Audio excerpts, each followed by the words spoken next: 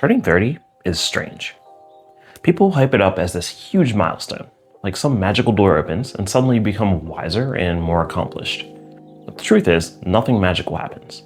You wake up one day, you look around and you realize, wow, I guess I'm 30 now. And that's the part nobody prepares you for. Your 30s don't arrive with answers. They creep in quietly and often catch you off guard. So in this video, I'm pulling back the curtain on what turning 30 actually feels like. The good, the bad, and the surprising things that nobody prepared me for. The real shock about turning 30 wasn't the number itself. It was realizing life just kept moving on without fanfare. There's no pause button, no reset moment where you suddenly feel transformed. Bills still show up, work emails still demand answers, and friends still expect you to show up. That's the unsettling part. Nothing changes unless you decide to change it. For me, turning 30 felt anticlimactic. I thought it would feel like a big milestone, but instead it reminded me that learning doesn't just stop when you finish school. You have to keep pushing yourself. But here's the flip side. Once you realize nobody's handing you a script for your 30s, you get to write your own, and that's freeing. It means this decade isn't about waiting for clarity, it's about creating it. One of my first survival lessons that I learned in my 30s is that money leaks everywhere. There have been months where I've scoured my bank account, wondering where did it all go? Rent is always the biggest and most obvious expense, but what hits hardest for me are food costs, insurance, and car payments. And the real silent killers? DoorDash orders, takeout, and those subscription services that seem small on their own but pile up fast. And unlike your 20s, the financial stakes get higher. Unexpected medical bills, helping family, emergencies, they all pile up quietly. Here's the truth. Time and money both multiply their effects. If you don't put them to work for you, they drain you. What helped me was building a system. I use a 15%, 65%, 20% approach. 15% of my income goes directly into savings. 65% covers living costs, and then 20% is for wants. And if you want to try something this week, here's the step. Track every single expense for 7 days. Don't change your habits just yet. Just write down where your money goes.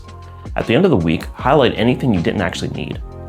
That one exercise showed me more about spending than 3 years of pretending I was good with money. I can't be the only one who's looked at their bank account and thought, where did it all go? If you've had that moment too, drop it in the comments. I guarantee you're not alone. Here's another survival truth. Friendships don't run on autopilot anymore, and making new ones gets harder too. In school, you're forced into a community. In your 20s, it's easy to hang out after work or meet new people at parties. But in your 30s, everyone's busy with careers, kids, relationships. Old friendships require effort. I've lost some friendships simply because I didn't reach out with a quick text. But I've also rekindled one just by sending a message out of the blue. And now that person is one of my closest friends again.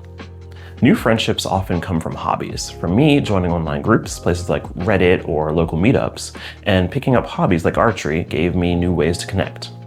If you're feeling isolated in your 30s, start with one small step. Send a text, join a group, or show up at a hobby meetup. In this decade, hobbies are your social safety net. Here's the shift that surprised me. Friendships in your 30s might be fewer, but they're often deeper. I don't need 10 drinking buddies anymore. I need 2 or 3 people I can actually count on. If you're watching this, here's your challenge. After this video, reach out to one friend. Send a text, a DM, or whatever feels natural. Don't overthink it. Hey, just thinking about you. Hope you're good. That's all it takes to reopen a door that's been closed for too long. One of my biggest fears in my 30s is this. Am I too late? Too late to build the career I want? Too late to develop the skills I should have started when I was in my 20s? Or too late to catch up financially? And I know I'm not alone. A lot of us feel this silent panic, like everyone else is miles ahead and we're scrambling. Here's the truth, it's not too late, but the longer you wait, the harder it gets. Time multiplies the effects of your choices, good or bad. For me, that fear showed up when I started college nearly 10 years later than my peers. It felt like I was already so far behind, but sticking with it showed me the power of consistency. Step by step, I built momentum. And here's what I realized. Nobody in that room was thinking about my age or where I was in life. They were too busy worrying about their own situations to notice mine. That fear of looking behind was in my head, not theirs. And once I accepted that, it got a lot easier to focus on my own lane. These days, I use time blocking and stacking to make progress even when life feels busy.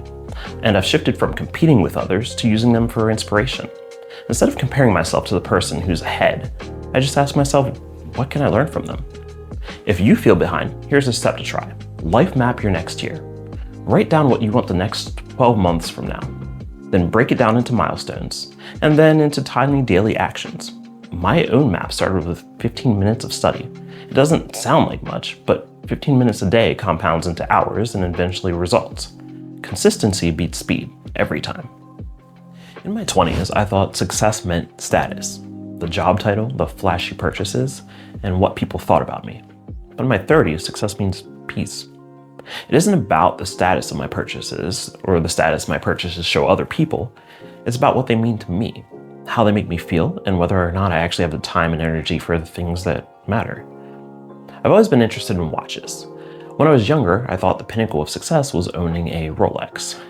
Now, I'd rather build a small, inexpensive collection and eventually add nice pieces like Ming or Omega that cost a fraction of those big-name luxury brands. Success isn't about flexing status symbols anymore. It's about security, stories, and the simple enjoyment of things that actually mean something to you. So here's a quick thought experiment. If $200 landed on your lap this month, how would you use it? For enjoyment, for peace of mind, or chasing status? That one question can determine how you currently feel about success. And it's not just about money or things. In my 20s, I thought staying late at work or saying yes to every invite made me look driven. Now I seek success as how I spend my time. Choosing an evening walk or shutting my laptop down to be with people I care about feels like a bigger win than squeezing out one more hour of emails. The way I budget my time matters just as much as the way I budget my money. One of the clearest shifts in this decade was learning to say no. I think back to when I worked in retail and restaurants. Older coworkers always used to pressure me into giving up my vacation slots. And I let them, because I didn't want conflict. And honestly, it felt like they had more responsibilities than me, so maybe I owed it to them. Now, I wish I could go back in time and say, no, you didn't plan ahead. That's not my problem. It's the same lesson I learned a few years ago when I was offered a promotion with more responsibility, but no raise. I said no, and it was one of the best decisions I've made. Saying no doesn't mean you're selfish. In fact, most of the guilt around it is self-imposed. One trick I use is to imagine the situation reversed. Would the person asking for the favor say yes if the roles were flipped? If not, then why should I? Here's one more tip. Don't stall by saying I'll think about it when you already know the answer. The peace comes from cutting it off early instead of letting it drag out. Here's something simple you can try. Write down one boundary for you that you wish you'd set sooner. Keep it in mind, and when it comes up again, hold that line. The clarity feels better than guilt ever will. Your 30s are where habits either make you or break you. For me, 3 habits became non-negotiable. The first is sleep. I need at least 7 hours or I'll be miserable for days. The second is exercise. I rotate jogging, weights, and stretching depending on the day. And the third is savings. I have 3 different accounts, one for long-term, one for short-term, and then one strictly for emergencies. In your 20s, you can wing it. In your 30s, winging it can destroy you. Even small tweaks add up. I use my bedtime routine to wind down, shutting off screens, brushing my teeth, and giving myself time to read. I've also built a habit of sitting on big purchases for a week. It stops impulse buying and makes me really think if it's worth it or not. The flip side is, when you do make changes in your 30s, your body thanks you faster. Even walking 10 minutes a day had me feeling better than I did in my 20s staying up till 3 a.m. One habit I had to change was how I gamed with friends. In my 20s, I could stay up until 2 a.m. and drag myself into work the next day half dead. Now I've confined my gaming to between 8:30 and 10 p.m. That boundary keeps me connected with my friends without wrecking my next day. Dropping that old habit gave me back energy that I didn't even realize I was losing. If you want a place to start, try a 1-week sleep experiment. Same bedtime every night. I made that change myself, and I can tell you I feel a lot better for it. You might be surprised at how much more stable your days feel. In your 20s, you can skip meals, stay up late, and eat garbage food and still bounce back. In your 30s, one late night wrecks me for 2 days. Eating heavy meals sticks with me. That's why I changed. Smaller portions at restaurants, vitamins, exercise, sleep. It's less about looking good and more about functioning.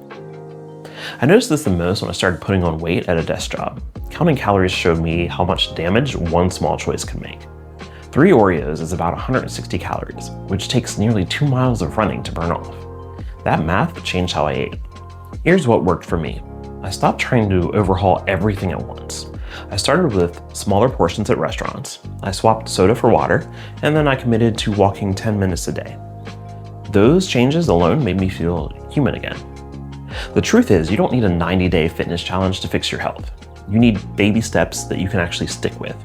Think about one small swap you can make today, because your body keeps the receipts, and the bill comes due whether you're ready or not.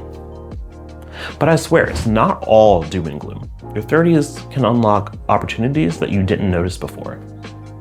I'm more confident now in networking because I know what I bring to the table, and interviews feel less intimidating. And honestly, the internet changed the game. If you want to learn something, it's out there, free or cheap. The only barrier is your willpower to grind through it. For me, that's looked like using YouTube and Reddit to learn, ChatGPT to brainstorm and problem solve, and podcasts to pick up new ideas. I've also used networking to make career changes. One conversation landed me a better role.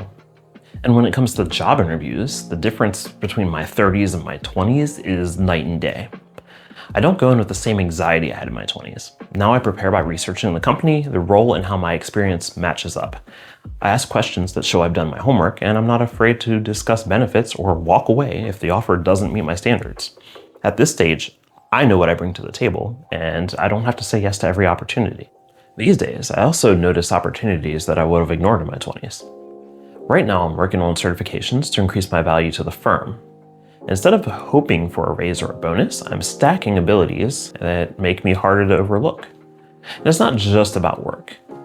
I've started to see small bits of free time as chances to invest in myself, whether that's learning a foreign language, diving into a new hobby, or simply building consistency. What used to feel like dead time is now an opportunity to grow. And this shift isn't just about jobs. That same awareness also applies to friendships, hobbies, and even relationships. In my 20s, I chased anything that looked exciting because I didn't want to miss out. In my 30s, I can spot when something isn't a right fit much faster. And I save my time and energy for what actually matters. If you want to test this for yourself, the next time something new comes up, ask, would 25-year-old me have noticed this? If the answer is no, then that's growth. At the end of the day, nobody prepares you for the 30s. They just sort of happen. You realize that money leaks, friendships fade, health demands attention, and fear creeps in. But you also realize that you can redefine success, set new habits, and chase opportunities with more clarity than ever. When I picture my 40s, I see stability and stronger relationships. The vision isn't about having it all now, it's about knowing where I'm headed and moving toward it step by step. So if you're in your 30s, or about to be, remember, you don't need to have it all figured out right now. Just start where you're at. And if you want me to dive deeper into any of these survival tips, let me know in the comments. I'll list them all on screen so you can pick out what matters to you.